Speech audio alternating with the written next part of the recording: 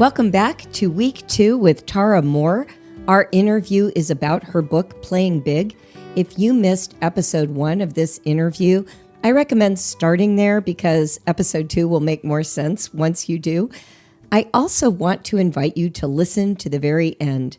Tara discusses 2 different kinds of fears that get in our way of living up to our dreams, our aspirations, our mission, even our calling.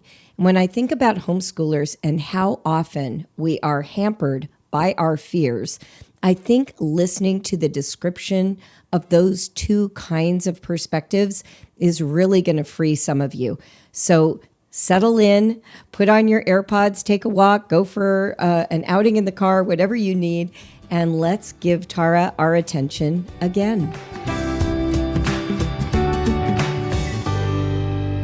What about kids who do experience a lot of self-doubt? I know you've done work with girls around self-empowerment. So how do you help them navigate fear and their inner critic? Yeah, I want you to talk about the 2 terms for fear as well. I found that really insightful.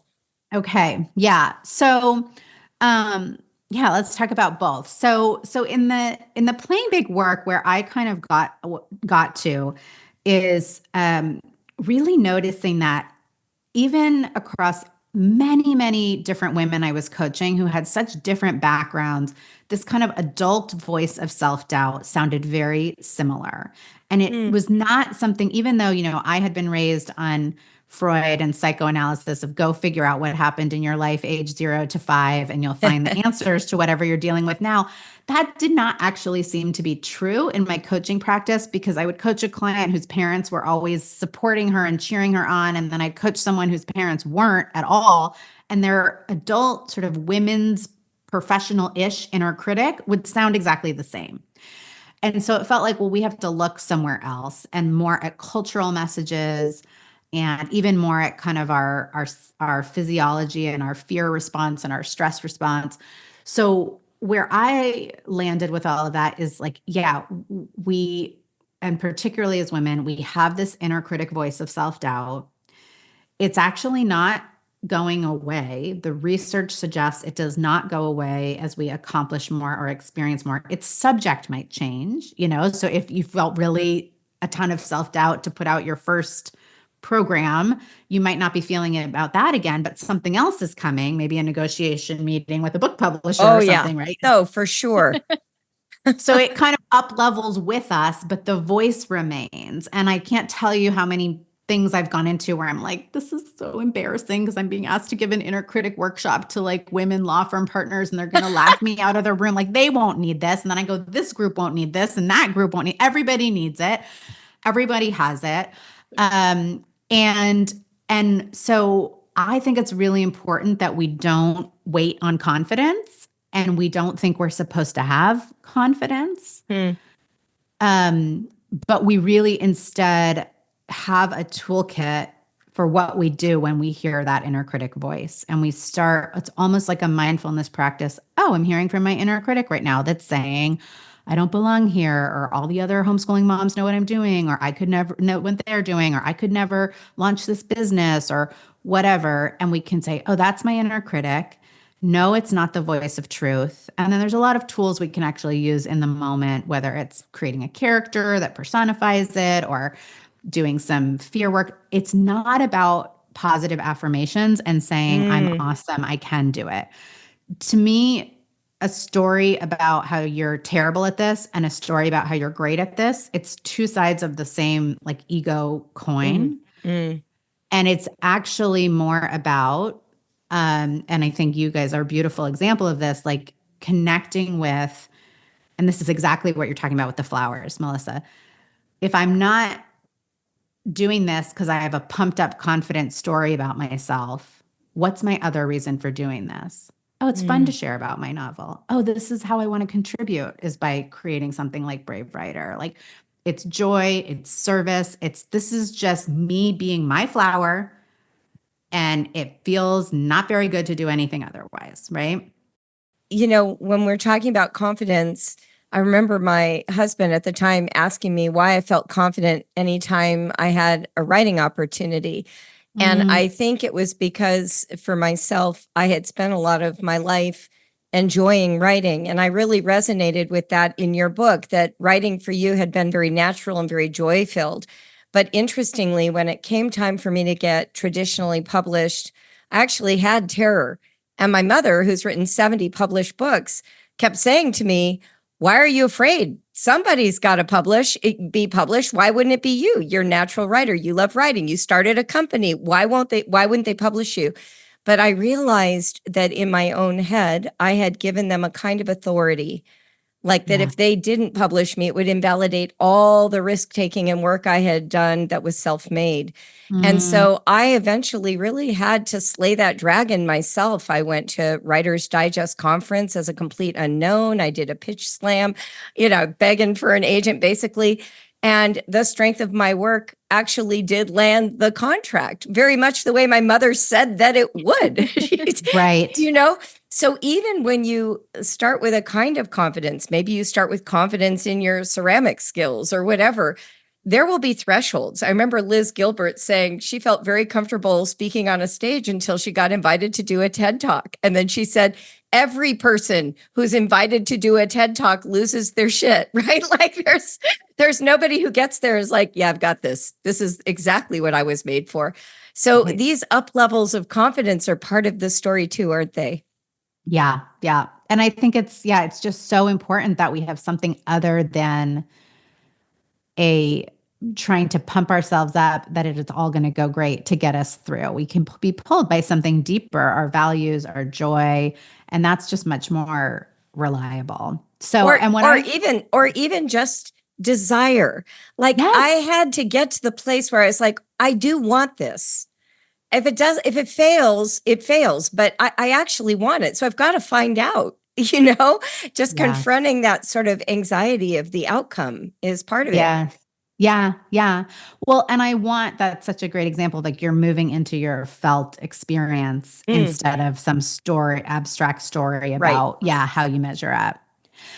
So with girls, because we start hearing the inner critic from girls often quite young. And as parents, we can make a pretty classic mistake, which is we try to argue with their inner critic. Oh, yes, we do that for sure. Wow.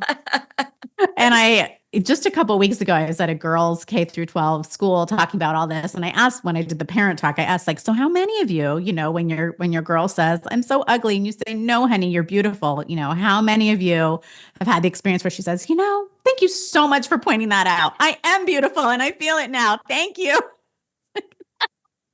Not happening. Not happening. Yet we keep at it.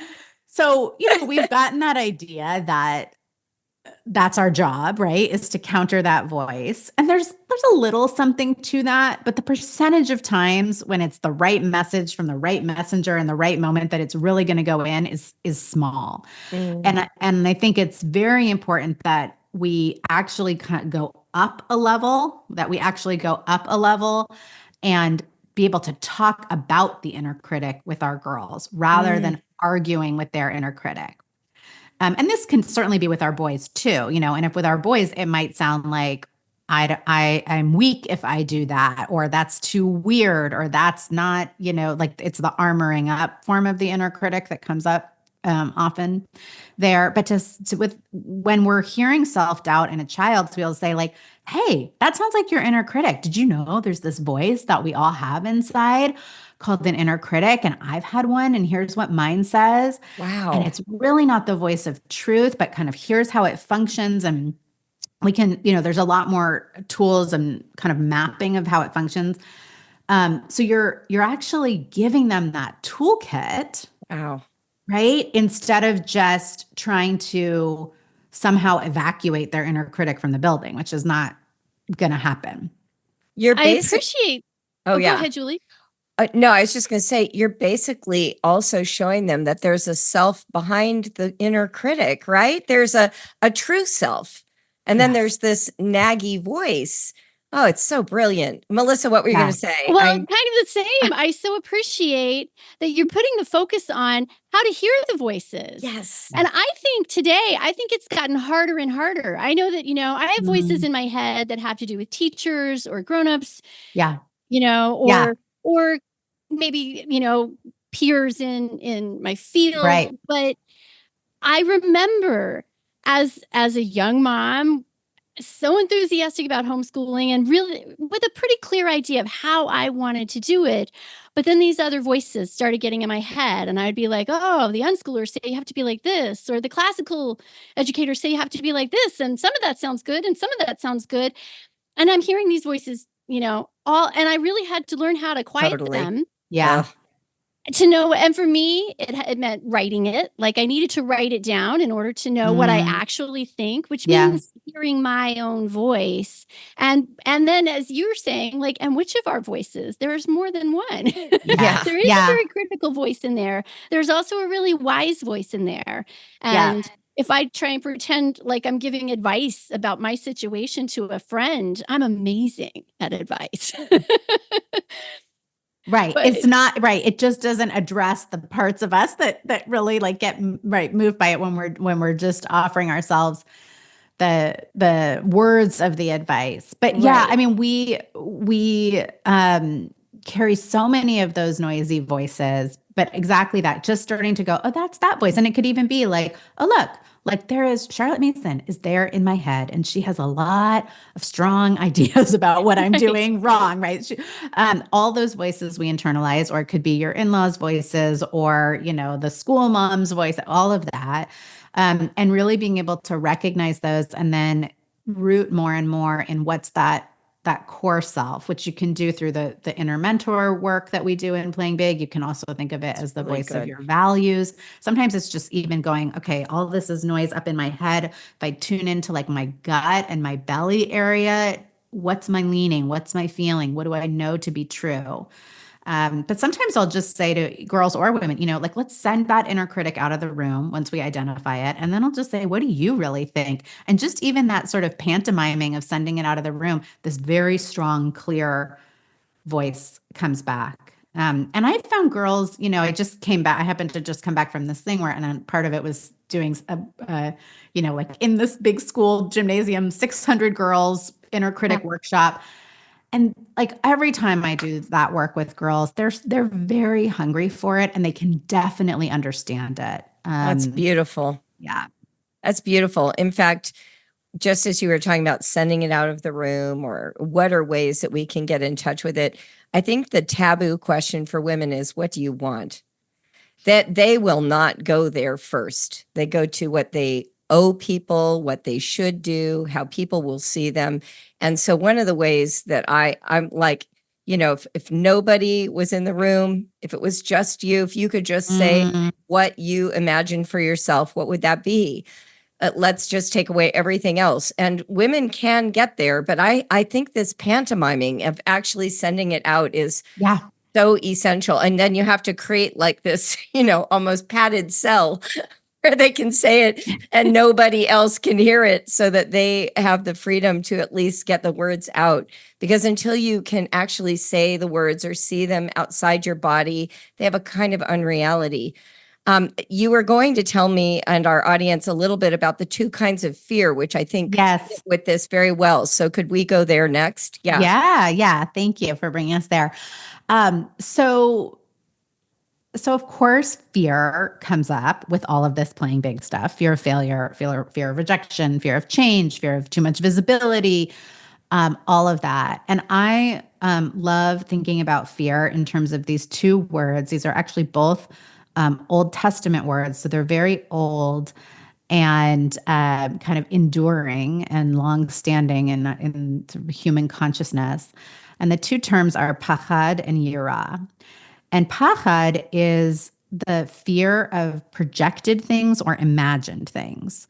So this is when we sort of project the movie of the worst case scenario. We imagine what could happen. Sometimes in modern life, we think of this as lizard brain fear, like when the amygdala fires, for our reptilian brain is just going, possible danger, possible danger. And there's a whole physiology of how we respond to fear of possible threats or possible worst case scenarios. And that physiology, it turns out, is not very helpful. That essentially, when we are having our fear response, we're caught in a physiologic response that was designed to help us evade a physical threat. This is an old part of our biology. There's a tiger on the on the horizon. There's a predator. There's a warring, tribe. What do you need? You need to be adrenalized. You need to sprint. You need to be able to kick a harder kick. So what happens in our bodies? We have all of those chemicals flowing to do those things. Our best thinking, higher cognition shuts down. The physiology of connection basically goes dormant. So we can't even open the connection, right? That whole ventral vagal pathway that we're learning about now is deactivated. And this is where in sort of professional life, you get like, I was so nervous, I forgot my name. I couldn't find my words. That's that cognition shutting down. So it doesn't guide us to wise decisions. So if we're in pachad, we want to help ourselves shift out of that state, whether through hugging our pet or having a good laugh with a friend about the situation or doing deep breathing or whatever helps us shift. Then there's this second Hebrew word that is a concept that I think is a lot less familiar for most of us than that lizard brain fear. And that word is yirah. And sometimes you'll hear it as nora, which is actually just a different kind of conjugation in Hebrew. And that is the fear that we feel. It has, when Rabbi Lu, who's a wonderful kind of contemporary rabbi who's now passed, writes about this, he talks about, if you look at Old Testament stories, there's kind of three ways this shows up. It's the feeling we feel when we suddenly are inhabiting a larger space than we're used to, metaphoric or literal space. It's the feeling we feel when something happens that makes us suddenly have more energy than we normally have. And it's the feeling we feel in the presence of the divine. So when Moses is at the burning bush, this is the term used to describe how he's feeling. Oh, got it. And it's often this sense of like fear, exhilaration, awe, reverence at once. And maybe we feel this sometimes when we're looking at our kids, seeing them in their flourishing, right? Holding a baby, but also telling our own truth, being our bright flowers that we are, brings that feeling. And it does have a fear quality to it. And probably even like thinking about, Julie, like your story with the publishers, and like maybe both were present. But yes, clenching of pachad, but also the, oh my God, this is me stepping into. Yeah. Yeah. So with yirah, it's different. It's not like pachad where we're like, this is misleading me in my response. I need to shift out of it. With yirah, it's more like, can I breathe into it and just be here, even though this is kind of uncomfortable? Wow. Yeah. That sounds so much like birth. Yeah. The Yes, fear in Julie. birth to me is yirah. It's the feeling that I know my body's doing what it should do, but I'm a little afraid of being overpowered by my own power. That's what it sounds like to me. And I think a lot of us have that sensation around the big things that are imagined. It's like, can the me that I am be able to contain the multitudes I'll need to be if I step into that place? My business coach's first question to me about Brave Writer was, who needs to know about Brave Writer? And I started listing like just a few people that I knew. And he goes, no, I mean like Oprah. Does Steve Jobs, does Oprah need to know? And I was like, wait, what? Oh my God. Good coach. Yeah, that's never occurred to me once. Like I've never thought that way. And when you said playing big, the things that I've done have all been within my safety. What feels safe for me. I haven't, you know what I mean? Breaking out of that has been there's always a level, right? Yeah. There's always a level. Yeah. So anyway, it reminded me so much of labor and birth, that feeling of being overpowered by your power. It's kind of the feeling it sounded like. I love that. Happy New Year. Let's take a minute to take a look at what's happening in Brave Writer in the beginning of 2025. First of all, I am super pumped. I have a brand new book coming out in April. That is my fourth book with Tarcher Perigee, and this one is called Help! My Kid Hates Writing. And I'm really hoping that this book sort of distills the principles you need to help that struggling student become a brave writer. Cover reveal is on Instagram and will also be in an email coming to an inbox near you soon. Thanks for supporting my writing over the years, and I really hope that this book meets a need that you have. Secondly, we have launched a brand new venture on Substack called Brave Learning with Julie Bogart. Many of you have asked me to get on Substack, and we've finally got it put together. The very first series of posts is focused on that re-upping energy you need for the new year in your homeschool. You can subscribe by heading to the link in our show notes. This Substack will also include our weekly free writing prompts for your kids. And then I'm hoping that you will share some of those free writes in the comments section so that you can start reading the work of your own children and other children.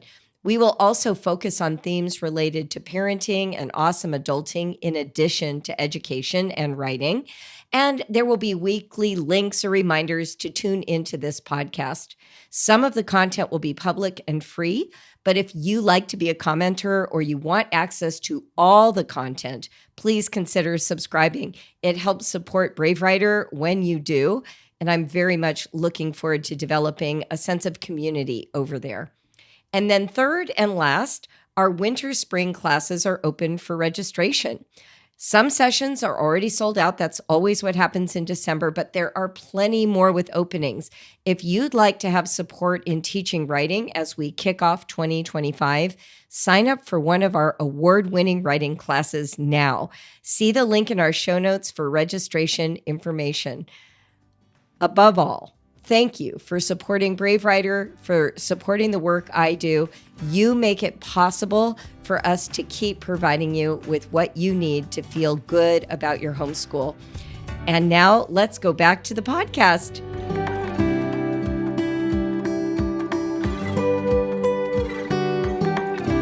I love taking the moment, and I appreciated that this was part of that section of your book, Tara, yes, that you encourage people to recognize those moments. I remembered a year ago, I was asked to be the guest storyteller at this big concert. It was all these musicians, and I was the only non-musician performing that night. And I was backstage. I'm up next. And the singer who came after me was also back there with me. And he said, "Are you nervous?" And I looked at him and he said, "Oh, you're not. You love this." And that was what came back to me. Of course, I had all of that, yes, adrenaline. Yeah, right. I have the nervousness. That's the good nervousness. Yeah. It's fuel, and I couldn't wait. And that fear is I recognized, okay, I know that feeling. I can work with that. I think it's such an important concept. Do your kids do they use these terms? Do they recognize those types of feelings in themselves? I have not talked to my kids about those terms, but it's funny that you mentioned that because one year when I was teaching this in the Playing Big course, someone came back and they posted here's what my kids listed for the two, and she had taken it to her kids, and they were sort of pachad is the monster under the bed, and it's the fear of going down the hallway at night. It's worrying about getting hurt in my basketball game. And yirah is the night before the big band concert. They totally got it. Oh, so wow. Yeah, kids can get it. It's nice to make that distinction though, too, because I'll bet you the physicality of the two are similar. And so you might mistake that feeling of fear as something that should be inhibiting you rather than empowering you. That's again, like with birth, you can either lean into it and know that these contractions are meaningful and let it take you somewhere, or you can resist and fight it because you're afraid of what it might do to you. When I think about the risk to homeschool, when parents have to make that initial decision and they're going to take on that sole responsibility. I think they have a very big mixture of those two going on. Yeah. There's the terror of failure and what everyone will say and what if they fail. But then there's also the exhilaration of living out a vision that you had, that I had, that Melissa had, of what home life could be, of what education could actually be, and that you could be the conduit to that for your own offspring, is just inhabiting this big space, right? A little bit of the divine. It really is. It was such a powerful pair of words. And I love that they came from Hebrew on top of it. It's just, wow. I feel exhilarated by this whole conversation. My gosh. Likewise. Yeah. No, it's such a good point. I think it is a stepping into a larger space if you are feeling called and inspired. Just the sort of recognition of the permission and all of that. Yes. Yeah. Yeah. And there are some distinct, for people thinking about, well, how would I know the difference? Sometimes pachad will have more of a contraction feeling to it. And yirah, it's funny that you mentioned births, because it's almost that it's like the expansion can feel so big that I almost want to contract to go out of it, but I need to actually breathe into it. And I would say pachad also tends to be more verbal. Like there's more chattering thoughts with it. Very helpful. Yeah. I get that. Can you, just to close, the last thing I was hoping we could talk about for a moment was calling. When we got to that chapter, I found myself, to be perfectly frank, a little resistant to the language. And so then I thought, well, maybe I'm not playing big. Maybe it's just the word.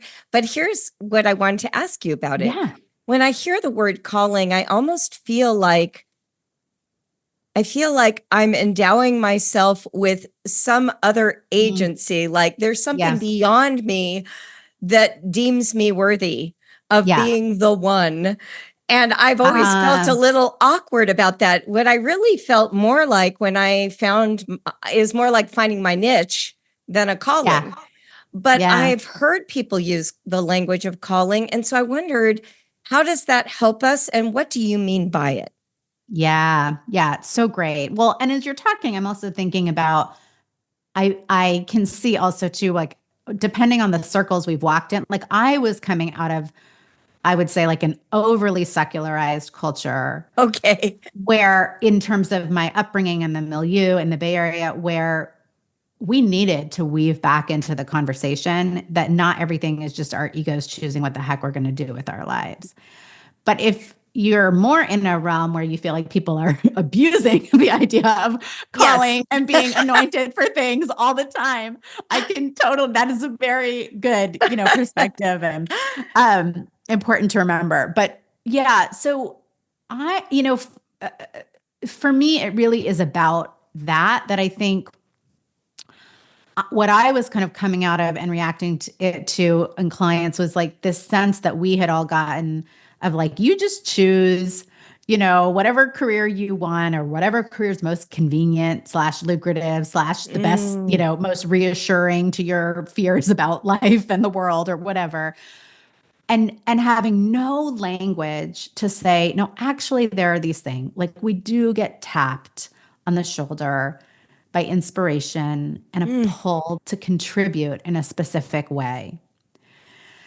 Meaning and purpose are being a big part of that, right? Like what I loved when you talked about what question does your talent and your leaning answer? Like what is that nagging thing that you're like, I wish this would be addressed, like your friend with the school board. Is that how you find a sense of calling?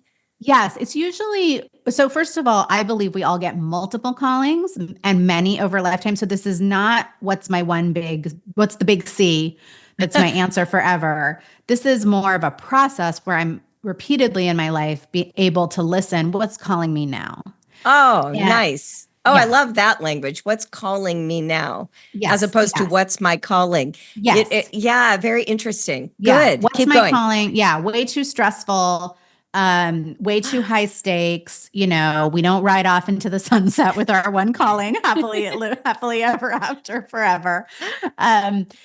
But I do think when people say, well, can I have a calling to go take a nap? I am specifically you can have an urge or you can have an important inner knowing that you need one, but I am specifically here with callings trying to talk about this kind of sense around how we contribute. It has to do with our contribution beyond self-care. And we usually can detect our callings by either it can be like an idea or a vision. So that could be the art camp, or it could be the community garden, or it could be the different way of, doing discharge in the hospital where you work. It's just these ideas and inspirations. It could be the amazing 50th birthday party you want to throw for your friend who just went through breast cancer, and that's the vision.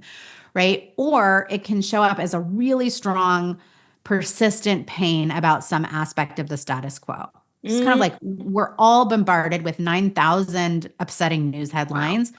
Why does that one speak to you the most? Why is that one the one that you're looking at the ceiling at 3 a.m. thinking about? Wow. So those can point you in the direction of your calling. And the reason to do it, as whether it's paid or not, whether you can do it 15 minutes a day or 8 hours a day. And I will also say that part actually doesn't matter that much, but you will become so much more alive in your life and so have so much more meaning and joy in doing it. And we do get really daunted with our callings. They bring up yirah, they bring up inner critic. We feel like we're not, going back to our Old Testament here, it's classic, the unlikely hero, who me, I have a stutter. How could I be the one? It's always like that.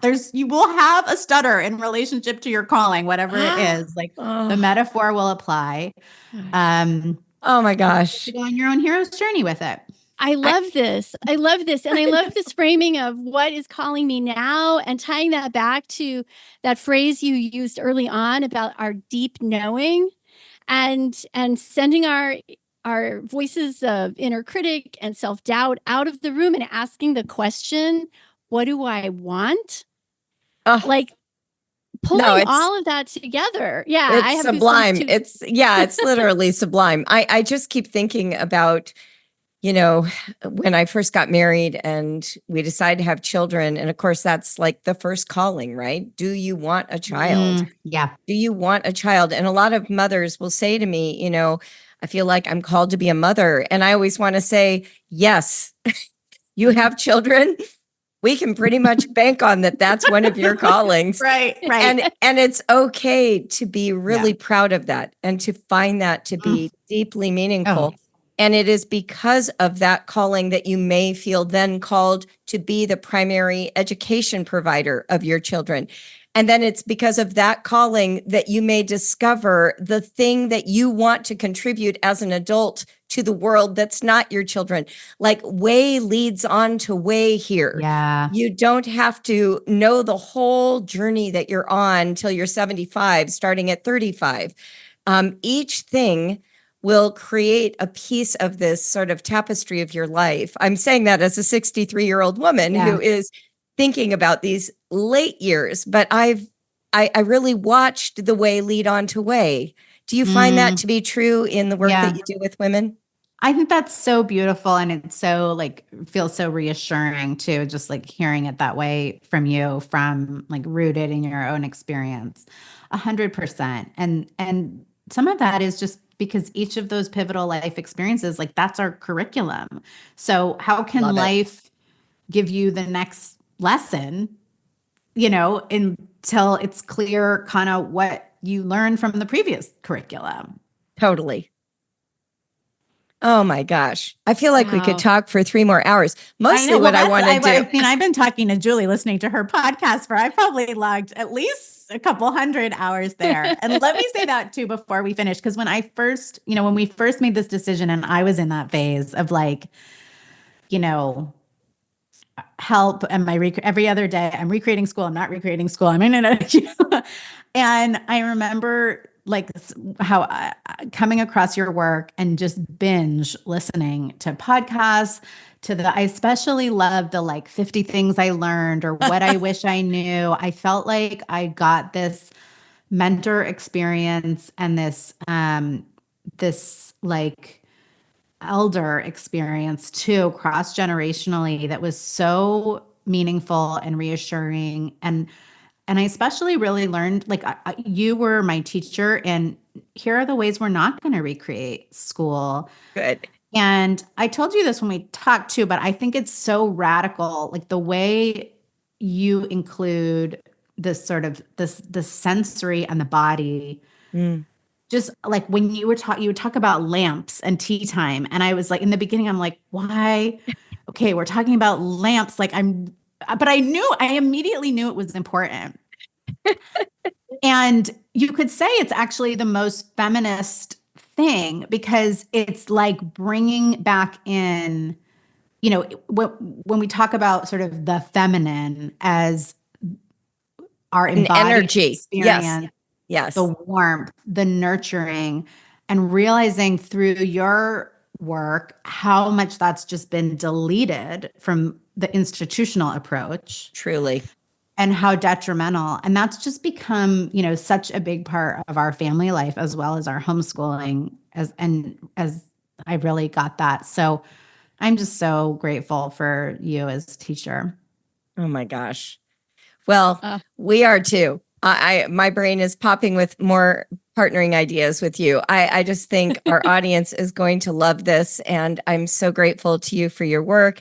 So glad we were introduced, right? By Shannon, wasn't it? Another amazing woman, Shannon Watts. And Melissa, this is such a pleasure to get to talk to you too. And I feel like also so many more conversations about writerly things, because the creative side and the creative, all of these concepts are just intense in a whole different way around creative writing. I feel like too, that's a whole other conversation. Well, we definitely need to make that happen. Yeah, I think that will happen for sure. Oh my gosh. And I just am basking, like, what? Me too. I mean, you two amazing women. It's just such a joy. And Tara, as you were talking about Julie, I was thinking, Julie, one of the really incredible things, because Tara, you're right, putting the tangible, giving it a place. And I thought, oh yeah, Julie, you brought hearth and muscle into homeschooling. And like, wow, where they belong. Thank you. That's really incredible. That's a beautiful, beautiful way to end. What a gift. I hope everyone will read the book, Playing Big, and we will have you back. Thank you, Tara. Thank you.